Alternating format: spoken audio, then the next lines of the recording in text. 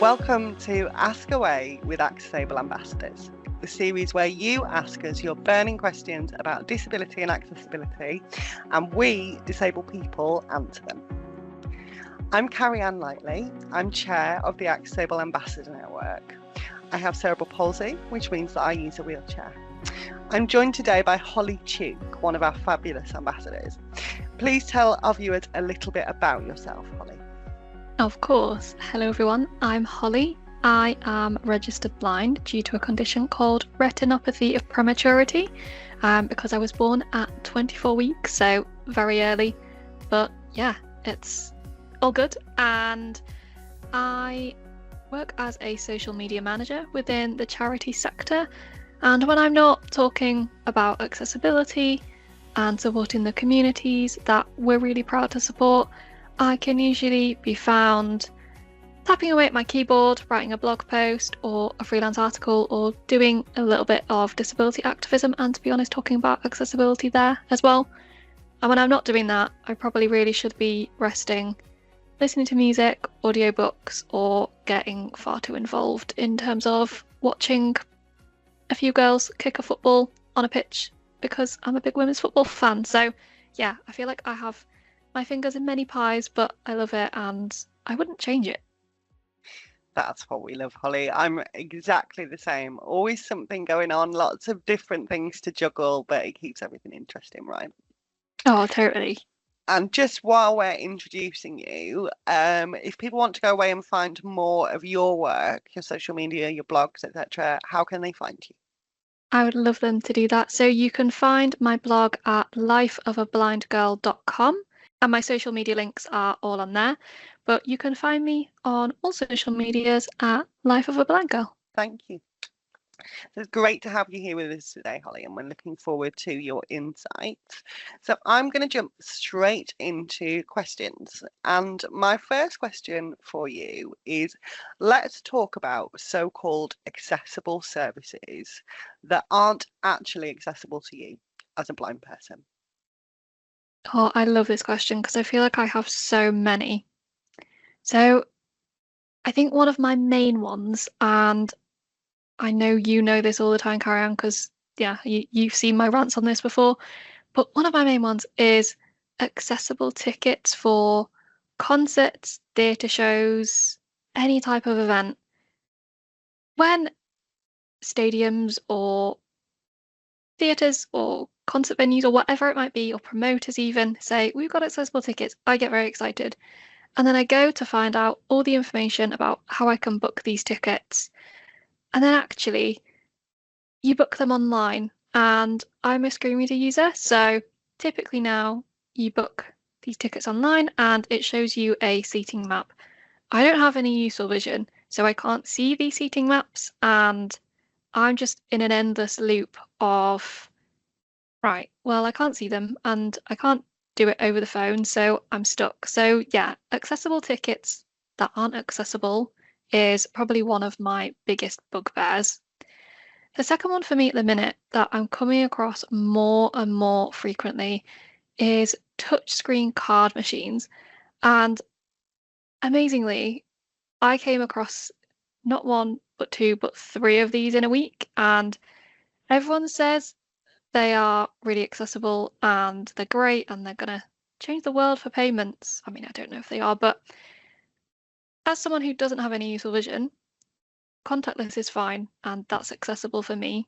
But if I have to put my PIN in, then there's no way I can do that because I can't see the screen.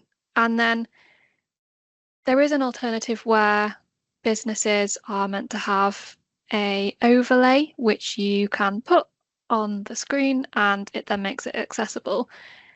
That in theory is great, but in practice, they don't know about the overlay, they don't know what I'm talking about, or they've lost the overlay and they can't place it. So you're kind of stood there awkwardly waiting for them to flail around, search through all the drawers, and you're just like, I want to pay for my item. I want my food, or I bought some nice new skincare or whatever it is, and now I can't pay for it. So I think those are two of my biggest ones that I face on a day-to-day basis. And then I'd say in terms of travel, I know this one is a big one for disabled people, but when assistance doesn't turn up, like passenger assistance or special assistance, whatever kind of transport network you're on, whether it's a train or an airport, countless times I've had it when it just doesn't appear and I'm either left on a platform or recently sat on a plane. And yeah, it's an amazing service when it works, but when it doesn't, that's when disabled people, very valid, can get anxious and stressed and just, yeah, we want to avoid that. So I'd say I think those are probably my main three that I come across in my life as a blind person. Thank you so much for sharing those. And I think I've got a couple of follow-up questions based on those examples, if that's okay. Of course. So let's go in order of what you mentioned. So the first one around booking accessible tickets for events or concerts. So am I right in thinking that you have to use that seat map that isn't accessible and isn't readable by a screen reader to select your seat before you can book a ticket? Yeah, so what you do is you go to the event page and then it'll then come up as standard for everyone that you want to book the tickets, and you'll then be like, yep, I want to do that. And you then select how many tickets you want, and you also select that you want accessible tickets. You're then, like whether you're buying the general admission tickets or accessible tickets, presented with a seat map, and it shows where the accessible tickets are located, so where your seats would be, and then you kind of select them on the map to say, I want those, there I go, and you can then book. But yeah, because I can't select them, I'm kind of like, well, I'm stuck at the first hurdle really, because I actually can't get to the booking. Absolutely, absolutely. And then you're just stuck in this endless loop. And as you say, like a lot of the ticket providers now will direct you to booking online. Some of them may have dedicated accessible ticketing telephone numbers, but a lot of them don't these days. And for the ones that do, you're potentially giving up your whole day to sit on hold in a queue on the phone, right? Yeah, and we have busy lives, right? Like, who knew disabled people work, have jobs, have hobbies, have lives, and can't sit on a telephone all day in endless hold music and an endless queue, because you can literally be on for hours. I mean, I've spent 4 hours plus sometimes on hold and not been successful. And yeah, we can't do that every time. It's not feasible. And I think what really strikes me on the first and the second examples that you give, and I'll dig more into the second one in a moment about sort of inaccessible touchscreen card readers, is that you really just want to give your money to these organizations, right? You're really sat there like, please take my money, please allow me to be a paying customer. And it just seems entirely nonsensical to me that that there are such barriers to that, and that accessibility hasn't been considered for the whole piece for people with different impairments, etc., etc. Like on the card reader example, can you tell me a little bit more about the overlay and what the idea of that is, what it does? Yeah, so it has tactile elements that are on each number, and you can then press that number because you can feel the kind of tactile button, what would be. So on the overlay, there's little like tactile markings, and from those markings, you can then be like, right, that's a number one, and then work out the numbers you need to press. Yeah. And that is obviously great, but when they can't find that, you're like, well, I can't use that, so I can't give you my money. Just take my money in any way. Yeah, absolutely. Like I haven't had this experience because I am able to see, but it reminds me of the times when I have gotten off a train and gone to go and get a taxi, and maybe it's a black cab type that they need like a special tool to almost unlock the ramp so that they can fold the ramp out for you. And the amount of times that that's happened to me where they've lost it they've lost this little kind of spanner thing that they have to use to unlock the ramp. I think what strikes me as similar between those examples is the tool required is kind of cheap, easy to produce. It's not actually something that's kind of specialist or difficult, really. It's just about keeping it in the right place and understanding how it works properly. Exactly that. And it just needs storing somewhere securely so that we can pay or get to our destination and live our lives, you know? Yeah, 100%. And then your last example about traveling and assistance services, whether you're on a train or on a plane, obviously that speaks to a lot of my experience because my specialism is accessible travel.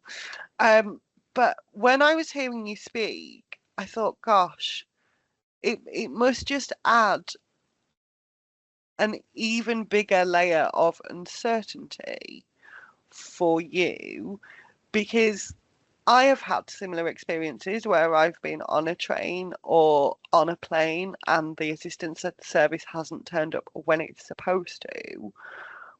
But ultimately, I can look around and see what's happening. I can have a look out of the train window and see if there's an assistant person or a staff member nearby. I can speak to a fellow passenger and say, could you just check if there's somebody on the platform for me? And, similar on a plane. And I don't want to put words in your mouth at all, but that was what really struck me about that example was it must be even more uncertain and anxiety inducing when you're not able to kind of assess the environment in that situation and see what's going on around you. You're so right there. That's exactly how it is. And yeah, you summed it up perfectly because you can get off a train, for example, and I will always step onto the platform. And I know obviously that's very different for wheelchair users, for example, who are stuck having to wait for a ramp. But when I step onto that platform, I kind of stood there for a minute, like, right, okay, so I need to assess the situation and wait or problem solve. And then often a fellow passenger will say, oh, do you need any help? Are you okay? And obviously they've been very kind in asking that, but then I have to go, well, I'm waiting for a member of staff. Are you a member of staff? And kind of, yeah, it's opening up that vulnerability. Yeah, it reminds me of another conversation I had on one of these episodes where we talked about um the kind of, having multiple medical conditions, multiple different layers of access needs, and sometimes those things conflicting for you to get what you need. So I have complex PTSD. I find stations and airports very overstimulating environments. And when I'm overstimulated, I don't want to talk to anyone. I want to just, regulate myself in my own space in the ways that I know work. But in that situation, I have to talk to someone. I have to, you know, use that social battery to converse with the assistance person and or with another passenger if the assistance person hasn't arrived. And so I think your example there just reminded me of that sometimes conflict between different access needs and us almost having to push through something that isn't accessible for us to get our needs met. Yeah, couldn't agree more. Thank you. Thank you. So I'm going to go into my next question for you, which is, can you tell me about services and tech that do make things more accessible to you as a blind person? Absolutely. I love the flip here because focusing on what is accessible and what we can do is so important. So for me, the technology that makes my life so much easier and allows me to live my life as a disabled person, one of those things is my screen reader. I would not be without my screen reader. It allows me to work, to write my blog and articles, do all of my freelancing, disability activism, but also do the downtime stuff like reading, listening to music, all of those things, and ultimately book the assistance and tickets and things that we mentioned previously. So yeah, for me, that is the main one that allows me to live my life. And then off the back of that, there's certain apps that give you image descriptions and are designed for blind or visually impaired people. Now, everyone should be adding image descriptions to their social media content, and I hope that more people are, but there's still a long way to go. There's still websites that aren't accessible, or clothes with very brief, unhelpful product descriptions, for example. So I can put my image through that, so I can put the image through that and then get a really detailed description. And for me, I'd say services, one of the main ones is, I think, just understanding and staff awareness and people being willing to listen, to hear what you've got to say, and to validate your thinking, your points, and just have an understanding and empathy. I think, yeah, not a specific service, but that goes a long way to making services accessible. Oh, 100%, 100%. And the reminder that disability and accessibility isn't all about mobility or wheelchair users.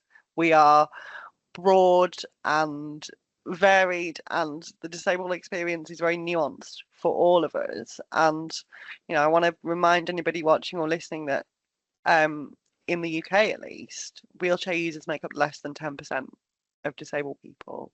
And when services or businesses or customer service staff are thinking about accessibility and disability, they might think more about my needs as a wheelchair user than they do about somebody like Holly's needs as a blind person. And it's really important to remember that kind of stereotypical connection to disability being wheelchair use is only a very small part of the picture. Yeah, it's just that assumption that then you have to explain that you aren't a wheelchair user. But for me, I always think that's invalidating a wheelchair user's experience because it's very different to mine, and both our experiences are valid. 100%. Completely agree. And that takes me very nicely into the next set of questions, because we've talked about what isn't accessible to you. We've talked about what is accessible to you and what makes things easier. And now I'd like to talk a little bit about the assumptions or the preconceptions people have around your disability. So my first question is, what's something that you think people are often curious about, but they might not ask you directly? I think one of the things is people are often curious how my screen reader works and how it interacts with certain things. So whether that's an image on Instagram, for example, and someone's just posted a glorious holiday picture. And obviously, as a friend or a family member or a colleague or just a fellow amazing content creator, I want to be able to access their content because it's amazing, they're amazing, you know? And yeah, I want to be able to access that. And people don't always know how it works, but they don't want to overstep the mark. They don't want to just assume. And yeah, I think that's probably one of the main things that people don't always feel like they can ask. Um, I'd say a bit of a bonus one, something I've had before, but not too many times. And yeah, I think it's an interesting one, is how does your long cane work? So I'm a long cane user on the waiting list for a guide dog, and my long cane helps me navigate safely and independently. It points out obstacles, means I can cross roads safely. But yeah, people don't always know how it works. I feel like that is a second bonus one. That's so interesting, and particularly your first point about people don't really understand or might not understand how your screen reader works and interacts with their content, but they're afraid to ask. I think that's kind of such a careful balance, isn't it? Because as disabled people, we are often expected to educate the people around us. And, a lot of us create content and work in spaces where we're doing that education naturally as part of our work. But then we also might be asked to educate outside of our work. And I think it's a really careful balance in between sharing enough information, sharing the information that you're comfortable with, and not constantly feeling like you're some kind of like living encyclopedia of disability, and that, you know, all you have to do is constantly tell people what they should be doing better and how they should be doing better. And I think your content naturally does that, Holly. Like, I love how your content talks about how to make your social media more accessible, and not just, you know, how you can do it, but why you should do it and all those kind of things. But do you get that? I suppose, does that balance impact you with that kind of feeling of needing to educate? Thank you. That is very kind. But yeah, it definitely does. I think often I feel like I sound like a broken record because sometimes I think I'm saying the same thing over again. But equally, I have to remember that it's landing each time I'm saying it. And yeah, I think because I do it naturally inside, and I think because I do it naturally in whatever space I'm in, I do have to find that balance, but then equally those around me probably have to find that balance too, because they know, if they know me well, that I automatically jump into education mode. But for me, yeah, it's definitely a real balance for sure, and something that I think I'm constantly trying to work on. Yeah, I can understand that. As somebody who specializes in accessible travel content, I am continually being asked questions about places to travel to and places to go, and not always the obvious. Sometimes it's my non-disabled friends and family who are just trying to book a holiday and they want some recommendations on a really nice place to go to. But it also means that outside of work, nobody has ever booked a trip for me. I am the organizer and the doer and all that kind of thing. And I'm very happy with that. Like, that's okay because I know what I need. But I do think, do you know what? Sometimes it would just be lovely for somebody to kind of surprise me and go, I've booked this trip for you and the accommodation's accessible like this, and this is where we're going to be going. Like, do you have a similar feeling where it would be it would be nice to kind of be able to offload that education piece? Oh, I would 100% agree with you on that, to be honest. I think it would just be, I've done this, I've booked this day out, or I've booked this holiday or this event, and here's what's happening. You don't need to ask any questions, you don't need to do anything. It's just all been done. So yeah, that would be the dream, right? Yeah, it feels like a real love language for disabled people, like knowing that somebody has gone out of their way to book something for you, accommodate and consider your needs, rather than, I guess what happens more often is the, you know, you're invited to join us here. I'm not sure about the accessibility. We'll have to check that out. Like, it's those, I think those two things are real opposite sides of the coin. But when it is really considered and thought about, it's such a lovely feeling. It really is. And it's about taking away that if or those questions that we are presented with every single day. Yeah, I agree. I agree. Okay, into my last question for you, Holly, which is, we talked in the last question about what people are often curious about but don't ask you directly. Now I want to ask you, what's the question you wish people would ask you about your disability, about living your life, about anything really relevant to this conversation?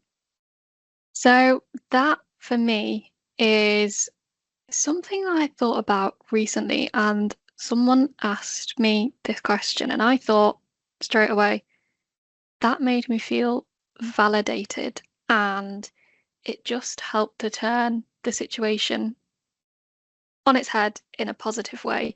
And that question is, how can I help? So I'm going to set the scene here because I think it's important too. Firstly, disabled people don't always need help. If we're out living our lives and you think that we maybe want some help and we decline your offer of help, that's not because we're being rude, it's because we genuinely don't need any help.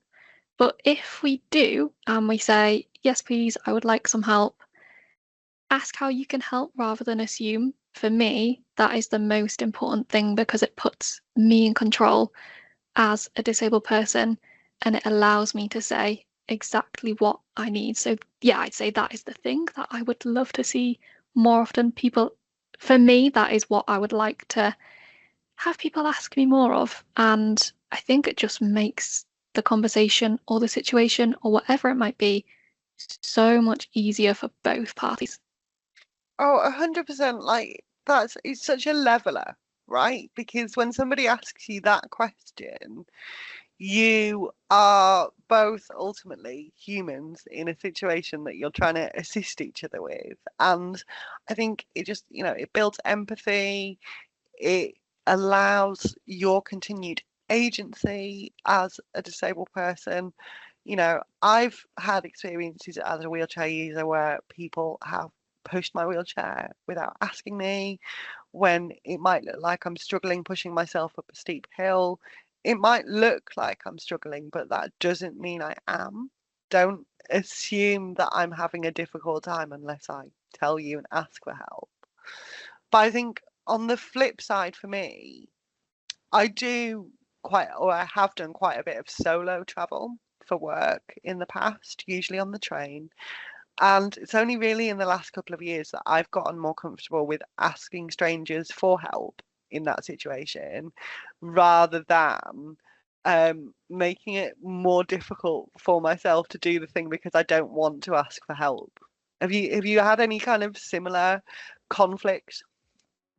Yeah, that is something I can resonate with 100%. The more I travel, the more I felt over the last few years that I can actually ask for help from those around me, whether it's fellow passengers or staff. Yeah, it's just about having the confidence to do that and doing it in a way that works for us, but also having the agency to say, I need help and can you help? But this is how I need it. Yeah, 100%. Do not assume, ask, offer, and listen to our answer. And do you know what? You'll probably learn something along the way as well. Thank you so much, Holly. I feel like we could chat all day long, particularly about traveling experiences and agency and independence throughout that. But unfortunately, that is the end of this episode. It's been wonderful chatting to you. Thank you so much for sharing your insights. We hope everyone watching has found this useful, and please remember to send us your questions for the next episode. What have you always wanted to know about access, inclusion, or navigating the world as a disabled person? Let us know in the comments or send us a DM. This has been Ask Away, brought to you by AccessAble, where lived experience leads the conversation. Thank you so much, Holly. Thank you so much for having me. I've loved doing this.